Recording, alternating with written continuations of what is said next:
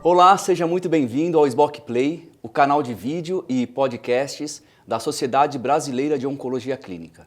A gente está no Abril Lilás. Abril Lilás é o mês de conscientização do câncer de testículo. Está aqui o Dr. Diogo Bastos. Dr. Diogo, ele é diretor da Sociedade Brasileira de Oncologia Clínica e coordenador do Comitê de Tumores Geniturinários. Tudo bem, Dr. Diogo? Como vai? Tudo bem, é um prazer poder estar aqui para falar de um assunto tão importante. Cada mês tem uma cor. Eu até me confundo às vezes com essas cores. Mas por que é importante ter um mês de conscientização sobre esse tipo de tumor? Eu acredito que toda essa campanha dos meses coloridos, ela busca, de fato, ter um momento para se falar sobre uma determinada doença que, obviamente, é importante, né, para falar sobre a doença de uma forma geral, sobre sinais de alarme, sobre medidas de prevenção e de tratamento e até para desmistificar alguns assuntos, né, algumas questões para o público em geral. Então, acho que, de fato, é um momento importante para se falar, especificamente agora, dos tumores de testículo, que são tumores que são, apesar de infrequentes, eles incidem numa parcela da população masculina em idade fértil e que podem, de fato, trazer impactos importantes para os pacientes. Ótimo. Segundo dados do INCA, doutor, ocorre por mais ou menos 430 mortes em decorrência do câncer de testículo, né?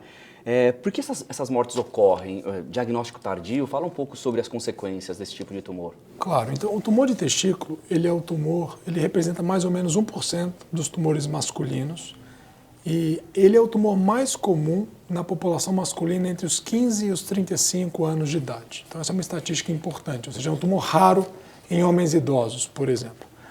E a maior estatística é que o tumor de testículo, ele é o tumor mais curável, o tumor sólido mais curável que a gente tem.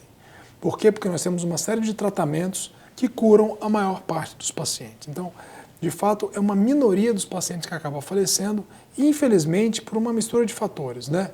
Ou um diagnóstico muito tardio, ou eventualmente a biologia da doença. A gente sabe que tem uma minoria dos tumores de testículo que podem ter um comportamento mais agressivo. Mas eu queria deixar a mensagem que a maior parte dos casos de tumores de testículo, na verdade, são curados com cirurgia ou eventualmente com quimioterapia. Doutor, para muitos casos de câncer, quando a pessoa percebe sintoma, ela já tende a estar um pouco mais avançada. No caso do câncer de testículo também é assim? O tumor de testículo, quer dizer, o testículo ele é um órgão que ele fica numa posição que é muito mais fácil o autoexame, né? Um órgão que fica uma parte mais externa do corpo. Então, habitualmente, a maior parte dos pacientes acaba identificando um crescimento do testículo, que pode ter ou não dor associada, mas pode perceber um incômodo, um aumento, endurecimento do testículo e a partir daí procurar um urologista. Então, normalmente os pacientes que identificam isso e já procuram um médico, habitualmente já descobrem a doença numa fase mais inicial, eventualmente sem metástases, em que a cirurgia de remoção do testículo já pode resolver o problema. Outros pacientes já podem, infelizmente, descobrir a doença com sinais de que a doença já saiu do testículo, seja porque a doença tem essa característica ou porque o paciente, às vezes, adia a procura ao médico, tem dificuldade em acessar o médico.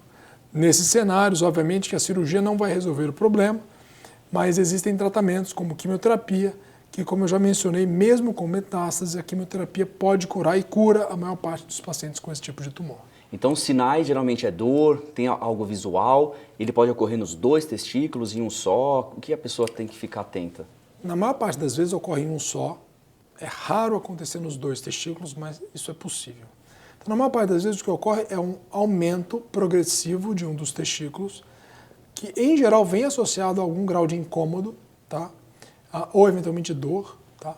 Não é comum ser uma dor aguda, ou seja, o paciente estava com os dois testículos normais e, horas depois, desenvolve uma dor aguda no testículo, o testículo cresce rapidamente. Isso aí, em geral, são outros diagnósticos, tá? Que pode ser uma infecção do testículo ou mesmo torção do testículo. Em geral, é um crescimento progressivo que vai ocorrendo ao longo de semanas ou, eventualmente, alguns poucos meses. E esse é o principal sinal que serve de alerta para o paciente procurar o médico e, assim, fazer o seu diagnóstico. E existe algum motivo para as pessoas, essa população um pouco mais jovem, né, início da vida sexual e até a metade da vida sexual, serem mais vulneráveis ou serem os maiores casos? Sim, então, na verdade, o tumor de testículo, 85% a 90% dos casos não se define uma causa. Tá? Infelizmente, a gente não conhece a causa da maior parte dos tumores.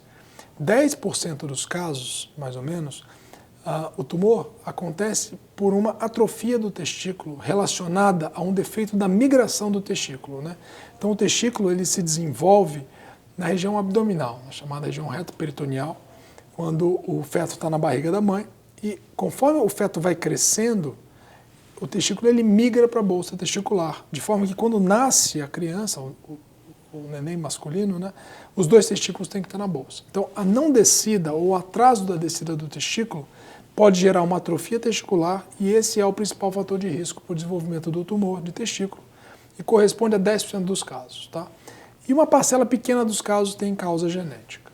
Tem alguma situação que a pessoa pode fazer para prevenir higiene local? Existe algum tipo de vacinação? Nada? Não, infelizmente o tumor de testículo, enfim, como a gente desconhece boa parte das causas, na verdade não há um bom método preventivo. O que ocorre é que, uma vez identificado essa alteração que se chama criptorquidismo, que é a não descida do testículo, a mãe, claro, né, aí tem que ser a mãe ou o pai, vão levar essa criança para o pediatra, para o urologista pediátrico, para que faça um acompanhamento. E caso o testículo não desça para a bolsa testicular, pode ser necessário uma cirurgia para fazer. Então, basicamente, esse seria uma forma de tentar algum tipo de prevenção. Mas o mais importante para o tumor de testículo, na verdade, é diagnóstico precoce. Porque quanto antes é feito o diagnóstico, mais fácil o paciente vai eliminar a doença. Ou seja, ele vai requerer menos tratamento. Não que medidas preventivas não sejam importantes, mas a gente não tem nenhuma específica que vai prevenir o diagnóstico do tumor.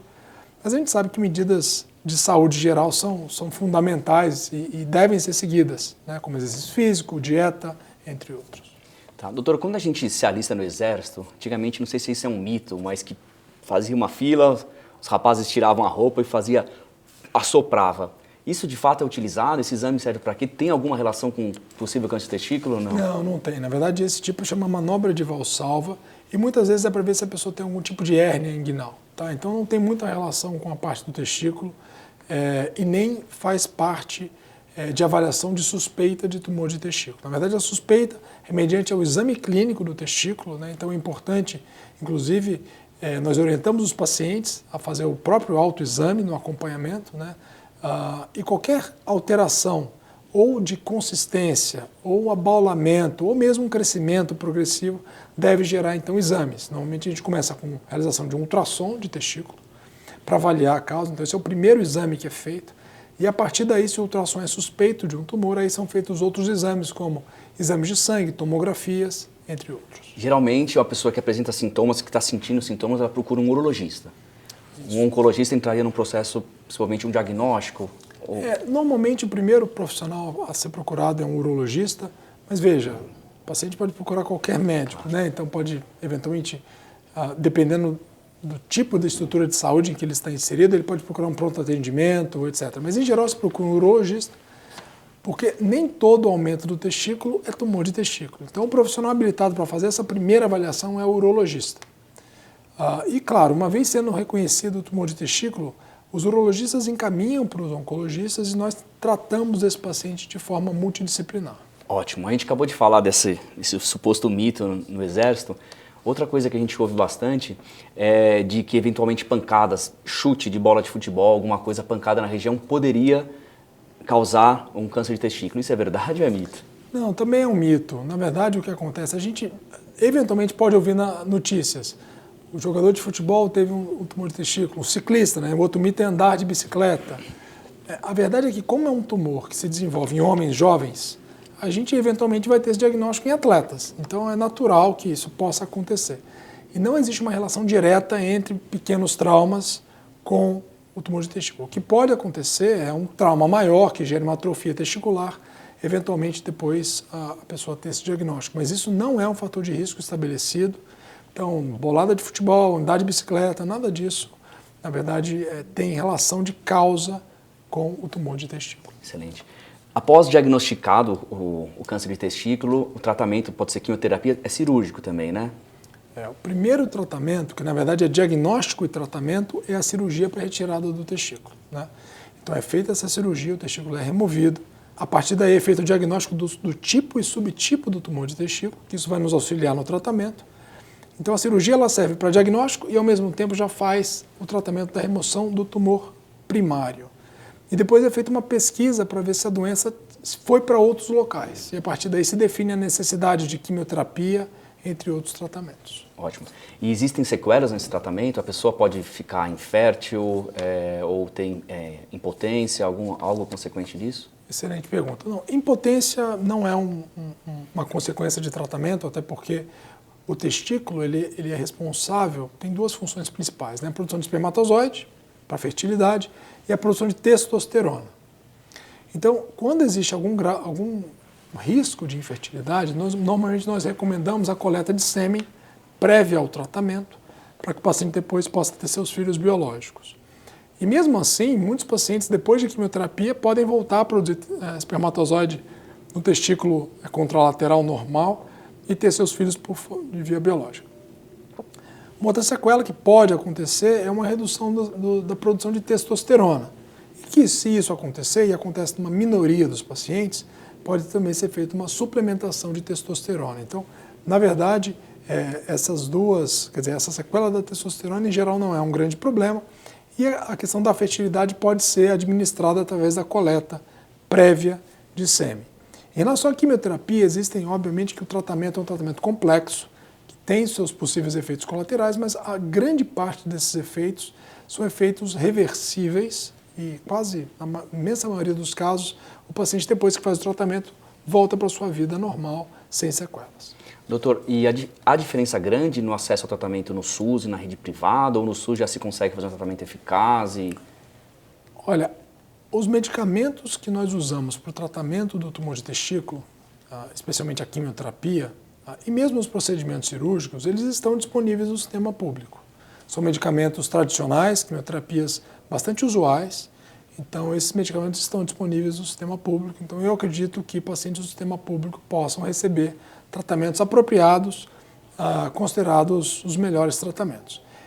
O risco que existe, obviamente, que a gente tenta minimizar é a questão do acesso. Uma vez o paciente reconhecendo que ele tem uma alteração do testículo, ele conseguir buscar um profissional, fazer os seus exames e ter o seu diagnóstico feito o quanto antes, de forma que eu acredito que tanto o sistema de saúde suplementar quanto o SUS tem condições de oferecer um tratamento adequado para esses pacientes.